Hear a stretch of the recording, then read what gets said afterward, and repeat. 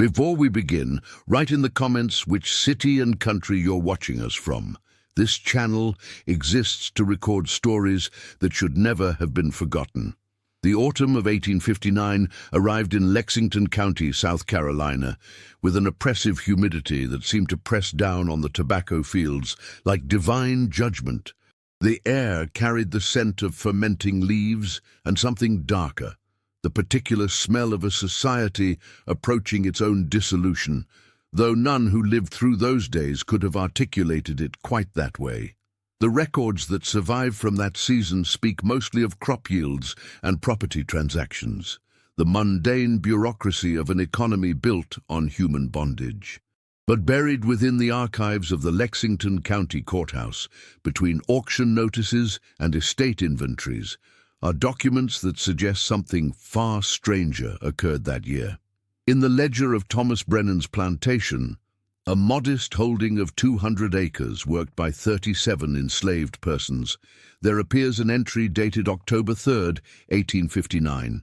The handwriting belongs to Brennan's overseer, a man named Jacob Walsh, whose careful script fills page after page of inventory logs. But on this particular date, Walsh's normally steady penmanship becomes erratic. The girl Clara, age estimated 11 to 12 years, property acquired August previous from the Owens estate dissolution, demonstrates peculiarities that warrant documentation. She reads, not children's primers, she reads Latin. The statement sits alone on the page, followed by 3 days of blank entries, as if Walsh needed time to decide whether to continue recording what he had witnessed. Clara Owens, the surname taken from her previous owner, as was customary for enslaved persons, had arrived at Brennan's plantation in August of that year, following the death of her former master, a minor tobacco merchant named Cornelius Owens, who had died suddenly of what the local physician, Dr. Samuel Hendricks, termed an apoplexy of the brain. The estate sale that followed was unremarkable, except for one detail. Clara had been sold separately from her mother, Esther, who was purchased by a plantation in the neighboring county. The separation of enslaved families was routine, barely worth noting in the historical record. Yet what makes Clara's case distinctive is what happened afterward. The first documented incident of Clara's impossible knowledge appears in a letter dated October 12, 1859, written by Thomas Brennan to his brother William, a cotton factor in Charleston. The letter, preserved in the Brennan family papers, now housed at the South Carolina Historical Society, begins with typical business correspondence before taking an unsettling turn. You will think me mad, William, but I must relate what occurred this morning. I was reviewing accounts in the study when the girl Clara entered to bring wood for the fire. She should not have been in that part of the house, but Agnes insists she is more capable than the older servants. Upon the desk lay my copy of Cicero's letters. You know I enjoy them for their rhetorical elegance, though my command of the language has deteriorated since our university days. The girl paused at the desk, and I, in a moment of curious impulse, opened the book to a random passage and asked if the words appeared familiar. Brother, she read the Latin aloud, not haltingly, but with the fluency of a Roman senator. Then she translated it to English without hesitation. Let us not go back, nor desert our post. Let us face the danger with courage. She looked at me with eyes that seemed to carry some terrible burden, and said only, That's from his letters to Atticus, sir. He wrote that when everything was falling apart. Brennan's letter continues for 3 more pages, documenting his attempts to understand how an enslaved child, never permitted formal education, born into a system designed to prevent literacy, could possess such knowledge. He describes testing her with other texts.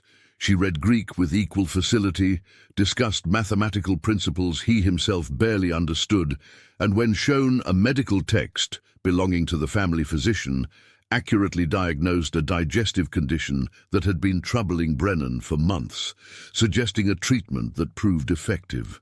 The most disturbing aspect, Brennan writes, is not the knowledge itself, but the manner in which she speaks of it. She does not seem surprised by what she knows. She speaks as one remembering rather than learning, as though these things have always resided in her mind, waiting to be called upon. When I demanded to know who taught her these things, she said something that has haunted me since. "Nobody taught me, sir. I just remember. I remember everything." Before we go further, tell us in the comments, have you ever known someone whose abilities seemed impossible to explain? The autumn of 1859 was a season of mounting tension throughout the American South. John Brown's raid on Harper's Ferry occurred on October 16th of that year, just days after Brennan's letter to his brother. The attempted slave revolt, though quickly suppressed, sent waves of paranoia through slave-holding communities. In this context, the presence of an educated enslaved person, especially one whose education seemed to have no source, took on sinister implications. The slave codes of South Carolina explicitly forbade teaching enslaved persons to read or write, punishable by fine and whipping. Yet Clara Owens had somehow acquired not just literacy, but a breadth of knowledge that exceeded that of most educated white men in the region. The investigation into Clara's origins yields frustratingly little information. The Owens estate records indicate she was born on the plantation around 1847 or 1848. The exact date was not recorded, as birth records for enslaved persons were rarely maintained with precision. Her mother, Esther, had been purchased by Cornelius Owens in 1845 from an auction in Richmond, Virginia.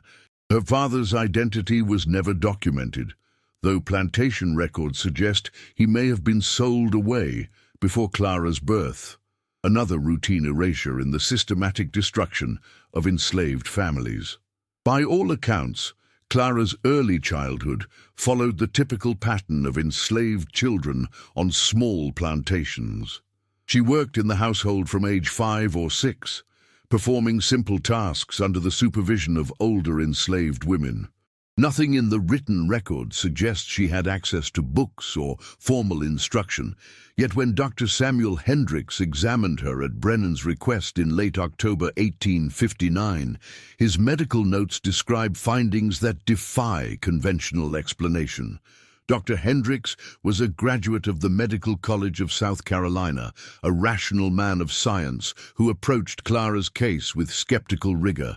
His examination notes, dated October 28, 1859, are preserved in his personal papers.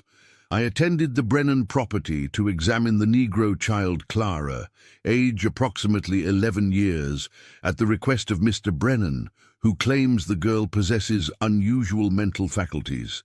Initial physical examination revealed a healthy female child of average height and weight for her age and race.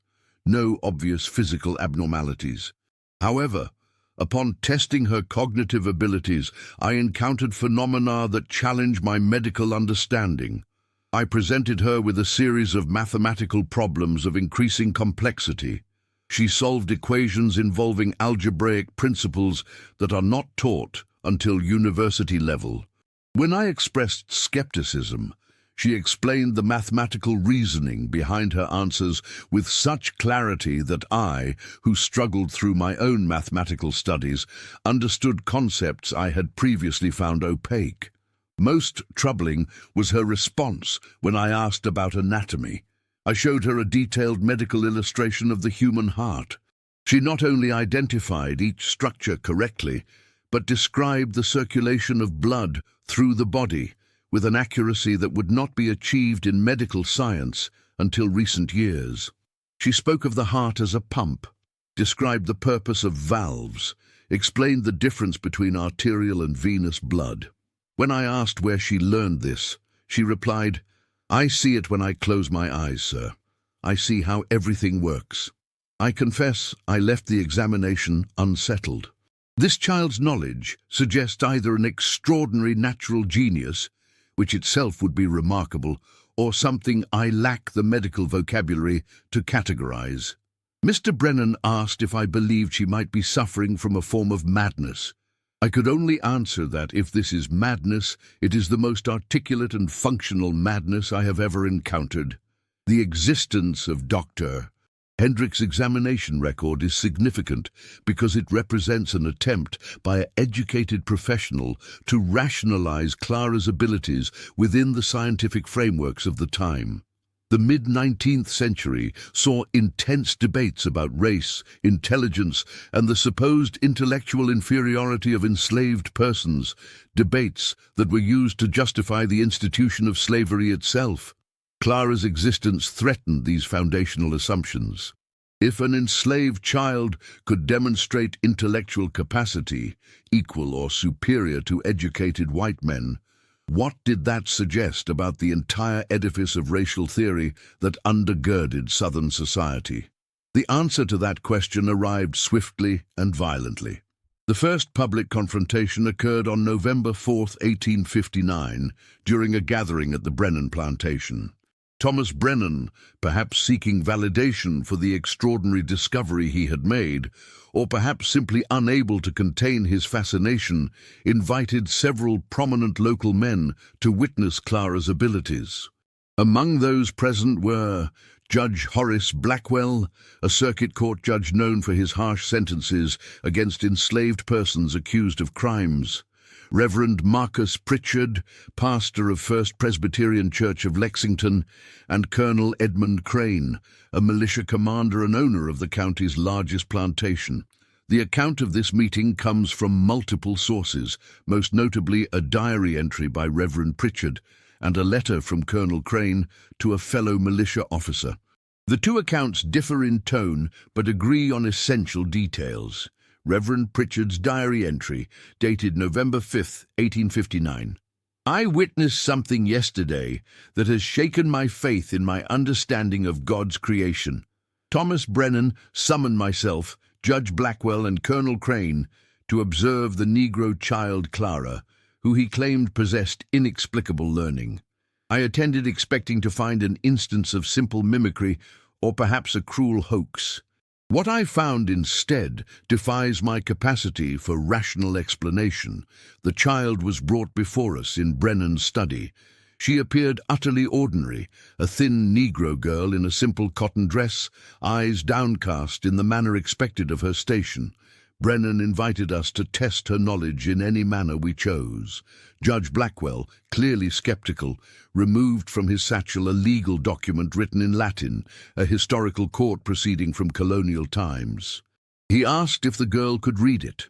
She did so without hesitation, and then translated it into English with such precision that the judge, who had studied the document previously, confirmed her translation was flawless.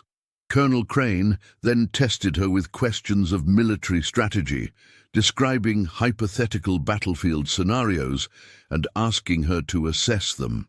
She responded with analyses that demonstrated understanding of terrain, supply lines, troop movements, and tactical principles. When the colonel asked where she learned military science, she replied, "I don't know, sir. When you describe the battlefield, I see it in my mind. I see where the weakness is." I myself questioned her on matters of theology and scripture. She quoted lengthy passages from the Bible with perfect accuracy, not merely memorization, but understanding. When I asked her to explain the theological concept of grace, she spoke with such depth and subtlety that I found myself learning from her exposition. Yet what disturbed me most was not her knowledge, but her demeanor. She took no pride in her abilities. If anything, she seemed burdened by them. When Colonel Crane grew angry and demanded to know who had taught her to read, she said, "Nobody taught me, sir. I just woke up one day and I knew things. I tried to forget, but I can't forget. I remember everything, even things I never learned." After we dismissed her, Judge Blackwell said what we were all thinking: "This is impossible. No Negro child can possess such knowledge naturally. Someone has educated her in secret, and that constitutes a violation of the slave code." But we could find no evidence of any such education. The girl has been under constant supervision since birth. There is no reasonable explanation for what we witnessed, yet the evidence stood before us, undeniable. Colonel Crane's letter, by contrast, reveals less wonder and more alarm. Brennan has a problem on his property that could spread like disease if not contained. The Negro girl demonstrates abilities that will provoke dangerous ideas among the enslaved population if word spreads. The implications are clear. If this one can possess such knowledge without instruction, what does it suggest about the others? The entire foundation of our social order rests upon the understood intellectual inferiority of the Negro race. This child represents a direct challenge to that understanding. Judge Blackwell proposes that she be sold to a trader heading to the Deep South, removing her from the county where her existence might inspire unrest. I concur with this assessment. She is a threat, not through any action, but merely through what she is. Within 3 days of this meeting, Thomas Brennan received offers to purchase Clara from 3 different parties, all offering prices far below her demonstrated value as a domestic servant. The message was clear: remove the girl or face social consequences. But before Brennan could act on these demands, Clara's impossible knowledge manifested in a way that would transform fear into something approaching terror. On November 9, 1859, Judge Horace Blackwell fell seriously ill. His symptoms began with violent headaches and progressed to fever, delirium, and partial paralysis on his left side. Dr. Hendricks was summoned and diagnosed what he termed brain fever, though he privately admitted uncertainty about the exact nature of the illness. Blackwell's condition deteriorated rapidly. The judge, a vigorous man of 52 years, seemed to be dying. On November 11th, Agnes Brennan, Thomas Brennan's wife, made an entry in her household journal that would later become one of the most scrutinized documents in this entire case. Dr. Hendricks has given up hope for Judge Blackwell's recovery. The judge lies insensate at his home, and his wife has sent for family to make arrangements. This afternoon, the girl, Clara, approached me while I was in the garden. She should not have spoken unbidden, but she said, "Mrs. Brennan, the judge is dying of a bleeding in his brain. The doctors can't see it, but I can. I see it like a dark flower opening. He has 3 days, maybe 4. I should have reprimanded her for speaking out of turn, but something in her voice stopped me. I asked how she could possibly know such a thing. She replied, "I see inside people sometimes, ma'am. I don't want to, but I do. The judge's brain is bleeding where no one can reach it. He will die by Saturday unless—" She paused, then said, "Unless they release the pressure. There's a procedure. I've seen it in my mind. I could tell Dr. Hendricks how to do it." I was horrified and fascinated in equal measure. I asked what she meant. She described a surgical procedure in such precise detail that I could scarcely believe the words were coming from a child's mouth. She spoke of drilling into the skull to release accumulated blood and pressure, of the exact location where this must be done, of the dangers and how to mitigate them. Against all judgment, I sent word to Dr. Hendricks. Dr. Hendricks' response to this message is preserved in his correspondence. Initially, he dismissed the suggestion as impossible. The surgical procedure Clara described was called trepanation, an ancient practice largely abandoned by modern medicine as barbaric and ineffective. Yet something in Agnes Brennan's description of Clara's specificity intrigued him. On November 12th, with Judge Blackwell's death seemingly imminent, Dr. Hendricks agreed to speak with Clara. His notes from this conversation are extraordinary. The Negro child described Judge Blackwell's condition with a precision that suggests either impossible knowledge or impossible perception. She claims to see an accumulation of blood pressing against the brain, specifically in the right frontal region. She described symptoms I had observed but not shared with anyone. The judge's left-sided paralysis, his inability to speak clearly, his particular pattern of unconsciousness. Most remarkably, she outlined a surgical procedure for relieving the pressure. She specified the exact location for the incision, the size of the opening required, the depth to drill before reaching the dura mater, the membrane surrounding the brain.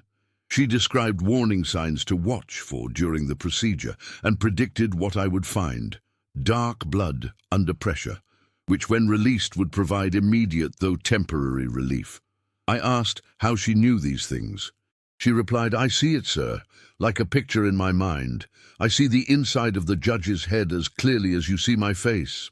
The rational part of my mind rejects this as impossible, yet the desperate part, the part that took an oath to preserve life, finds itself considering whether this impossible knowledge might save a dying man. On November 13th, 1859, with the Blackwell family's reluctant consent, Dr. Samuel Hendricks performed the surgery Clara had described. His surgical notes described the procedure in clinical detail: the incision along the hairline, the drilling of a small opening in the skull precisely where Clara had indicated, and the discovery of exactly what she had predicted: a subdural hematoma, an accumulation of blood pressing against the brain tissue. The pressure was released. Judge Blackwell, who had been unconscious and unresponsive, began to improve within hours. By the following day, he had regained consciousness and partial speech. Within 2 weeks, he had recovered sufficiently to resume limited duties, though he never fully regained his previous vigor. The surgery was a medical success. Its social consequences were catastrophic.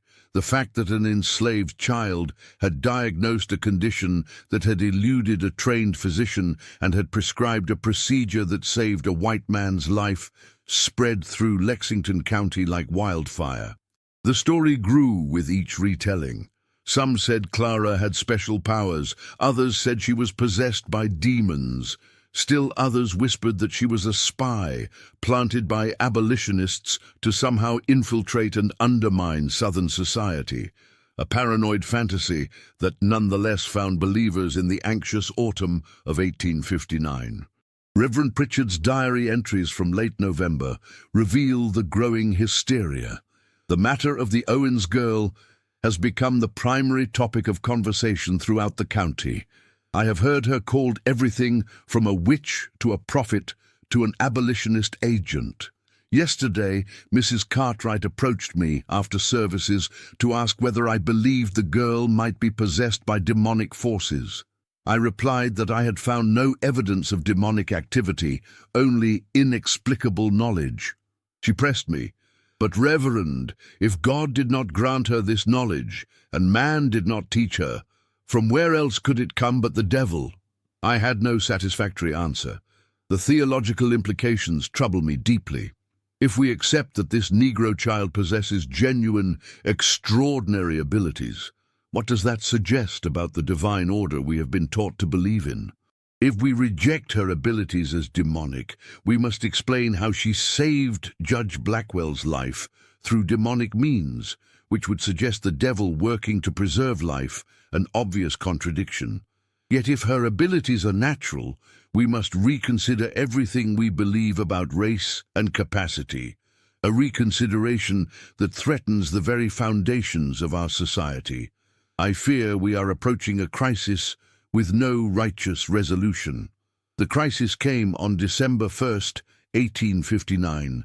A delegation of prominent citizens, including Colonel Crane and several large plantation owners, arrived at the Brennan property with a demand.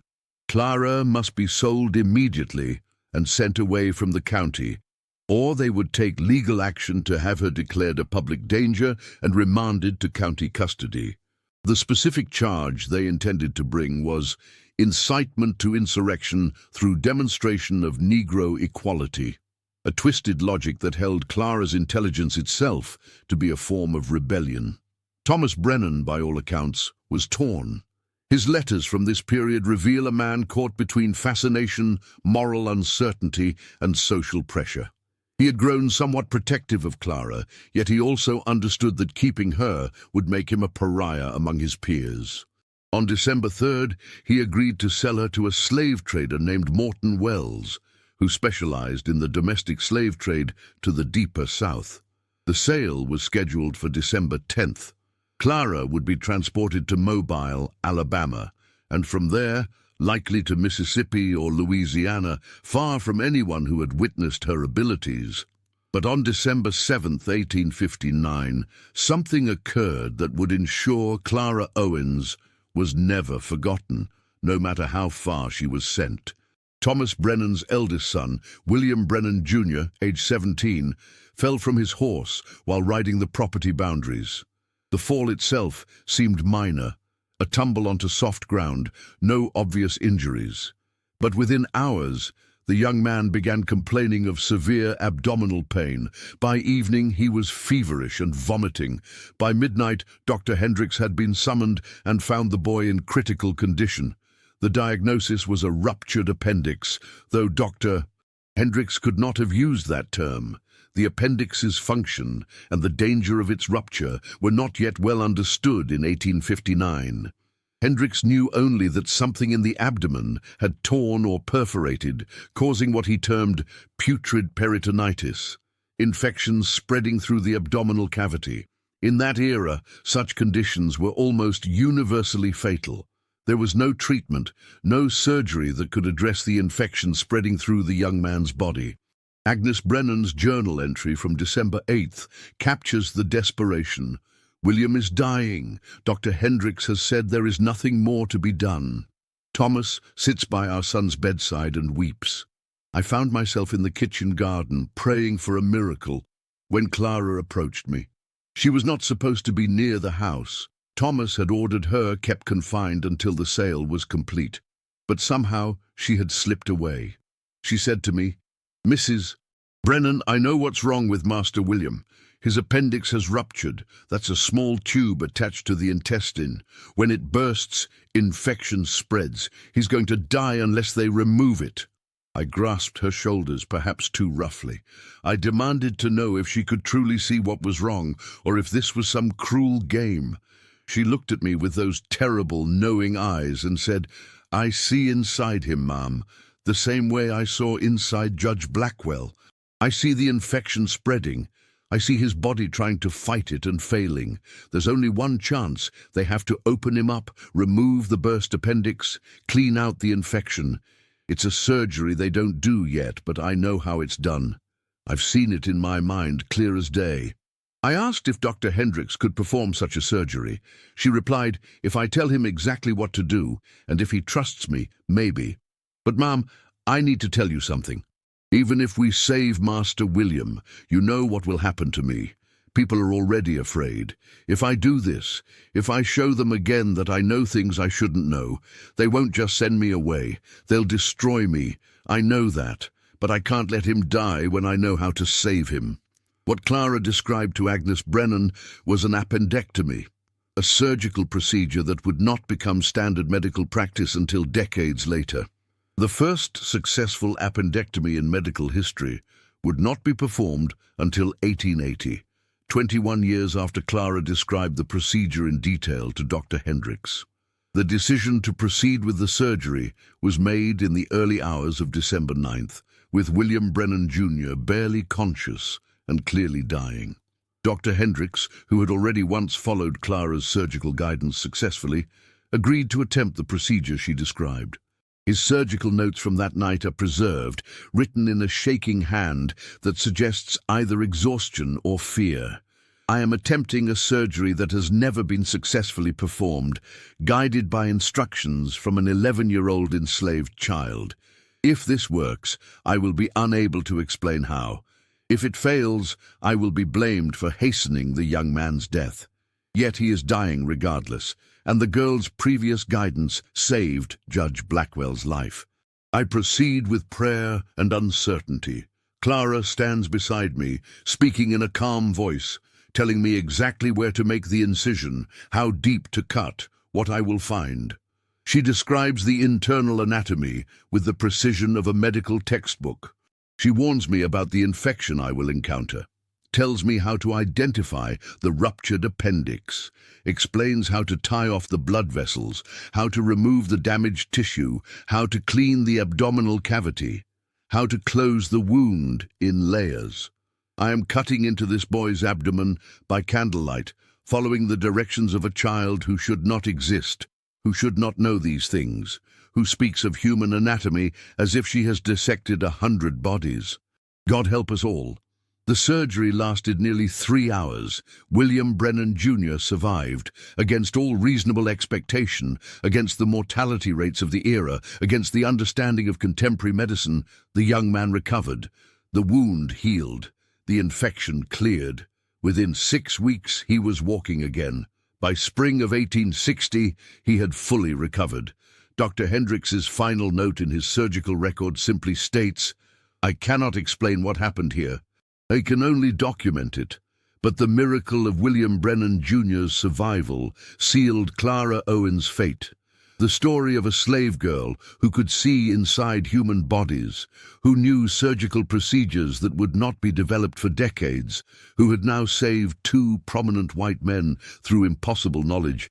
This story could not be contained. It spread beyond Lexington County, carried by letters, by travelers, by gossip and rumor. In the paranoid atmosphere following John Brown's raid, Clara became something more than a medical curiosity. She became a symbol of fear, of possibility, of everything that threatened the carefully constructed hierarchy of Southern society. On December 15, 1859, a group of men arrived at the Brennan plantation in the middle of the night. They were not an official delegation. Their identities were never formally recorded, though witnesses suggested they included overseers from several large plantations, a few minor local officials, and several men whose faces were covered. They demanded that Clara be turned over to them immediately. Thomas Brennan, to his credit, refused. The confrontation that followed is documented in conflicting accounts, but all agree on the essential facts. The men threatened violence, Brennan stood his ground, and eventually the mob dispersed, but not before making it clear that Clara's continued presence in the county was unacceptable. The sale to Morton Wells was completed on December 18, 1859. Clara was transported by wagon to Columbia, and from there by train to Mobile, Alabama. The last documented words she spoke to anyone in Lexington County come from Agnes Brennan's journal. As they loaded her into the wagon, Clara turned back to me. She said, "Mrs. Brennan, I want you to know something. I didn't want any of this. I didn't ask to know things. Sometimes I wish I was like the others, that my mind was empty and simple. But it's not, and I can't make it be.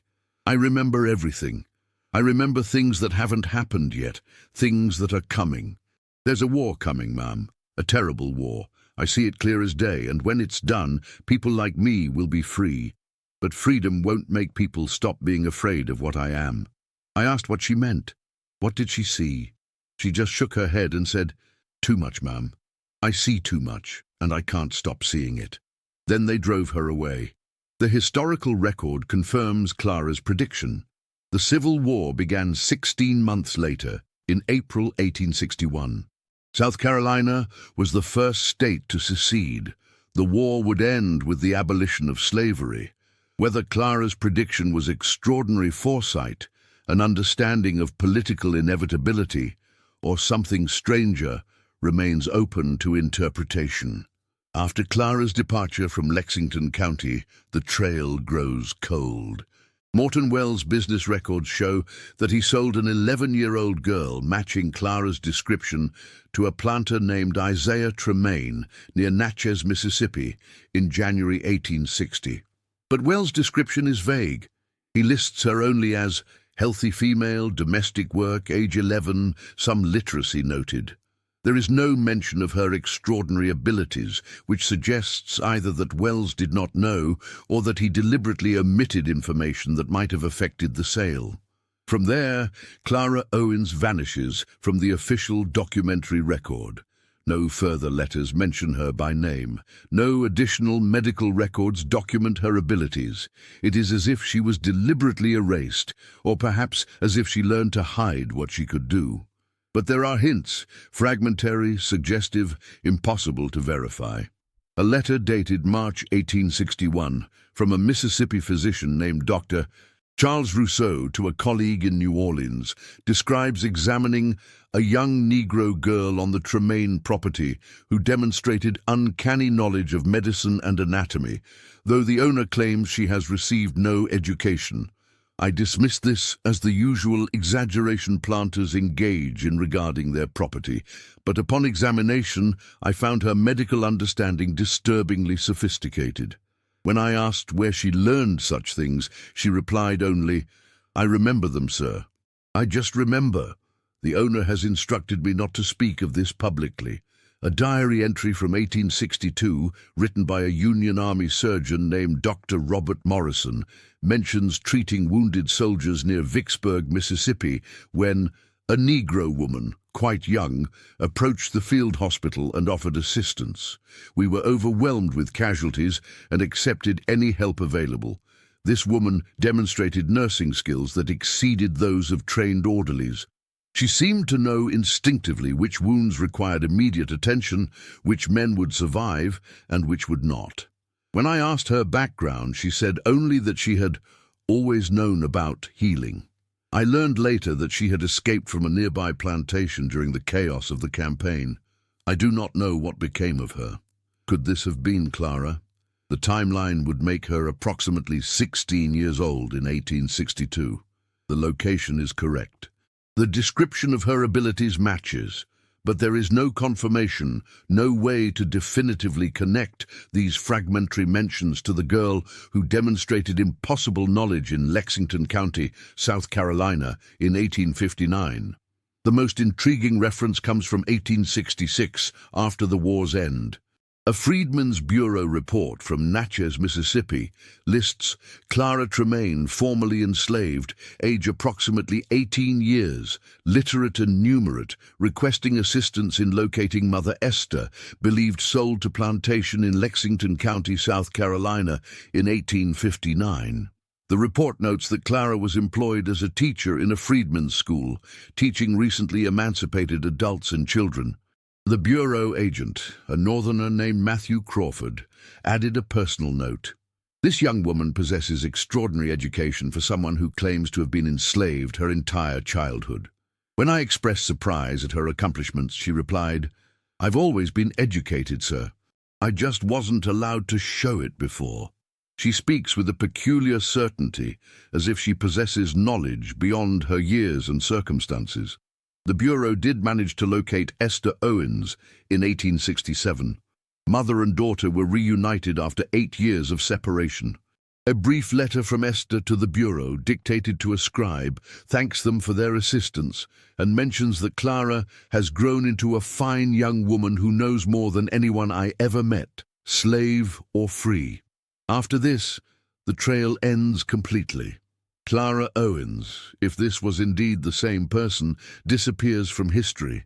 There are no further bureau records, no census entries that can be definitively connected to her, no obituary, no grave marker. She simply vanishes, as so many formerly enslaved persons vanished into the unmarked spaces of American history.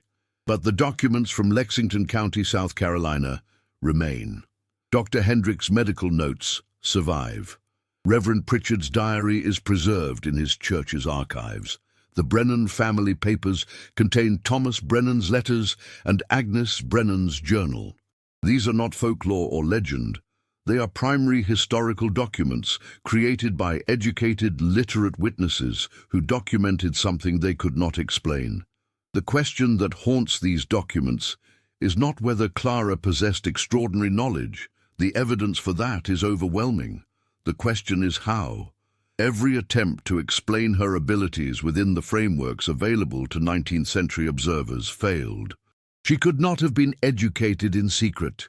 She was under constant supervision from birth. She could not have learned through mimicry or exposure. The knowledge she demonstrated was too specific, too technical, too far beyond anything she could have encountered. Modern attempts to explain Clara through various theories, photographic memory, savant syndrome, precocious genius, all founder on the same problem, the specificity of her knowledge. She described surgical procedures that would not be developed for decades. She diagnosed conditions with a precision that required technology that did not yet exist. She spoke of medical and scientific principles that were not yet understood. Some have suggested that the entire case was fabricated, that the documents are forgeries or hoaxes. But the documents exist in multiple archives, created by multiple independent sources, all telling consistent stories. The handwriting analysis matches known exemplars from the supposed authors, the paper and ink date to the correct period. The historical context, the places, the people, the events, all check out against other verified sources. The case of Clara Owens stands as one of the most thoroughly documented yet completely inexplicable incidents in American history. A child who should not have been able to read somehow read Latin and Greek. A girl who should not have known medicine somehow guided surgeries that saved lives. A young woman who should have been invisible in the historical record left behind evidence that cannot be dismissed or explained. Perhaps the most unsettling aspect of the case is Clara's own explanation, repeated in multiple accounts. I remember everything. What did she remember? And how could she remember knowledge that did not yet exist in her time? The historical record offers no answers, only evidence. And that evidence suggests that for a brief moment in 1859, the carefully ordered world of the antebellum South encountered something that defied its categories and assumptions. A young enslaved girl whose brilliant mind broke every barrier her society had constructed, and in doing so, terrified everyone who witnessed it. Judge Blackwell, whose life Clara saved, never spoke publicly about her again after his recovery. But in a private letter to a friend in 1870, after the war and after emancipation, he wrote, "I have thought often about the Negro girl who saved my life. At the time, I saw her as an impossibility, a thing that should not exist. Now I wonder if perhaps she was not the impossibility, but rather it was our system that was impossible, a system so invested in the fiction of Negro inferiority that when confronted with obvious contrary evidence, we chose to exile the evidence rather than question the fiction. She knew things we could not explain, so we called her a threat. She saved lives, so we sent her away." What does it say about us that brilliance in a Negro child was more dangerous to our society than the diseases and injuries that killed us? It says that the greatest threat to an unjust system is not violence or rebellion, but simply the undeniable truth. Clara Owens embodied that truth, that intelligence and capability know no racial boundaries, that the hierarchies of her time were constructed fictions maintained through force and fear. The documents from Lexington County preserve her story, but they also preserve something else, the terror of those who witnessed her. In their fear, in their desperate need to explain away or eliminate what she represented, we see the fragility of ideological systems that require lies to sustain themselves. Clara vanished from history, but she left behind a question that still resonates. How many brilliant minds were destroyed by slavery? How many Claras existed who never had their abilities documented, who were broken by a system designed to deny their humanity? For every case that left documentary evidence, how many thousands left no trace at all? The autumn of 1859 in Lexington County, South Carolina, should have been just another forgotten season in the long chronicle of American slavery. Instead, it became the moment when an impossible girl performed impossible feats and left behind impossible evidence.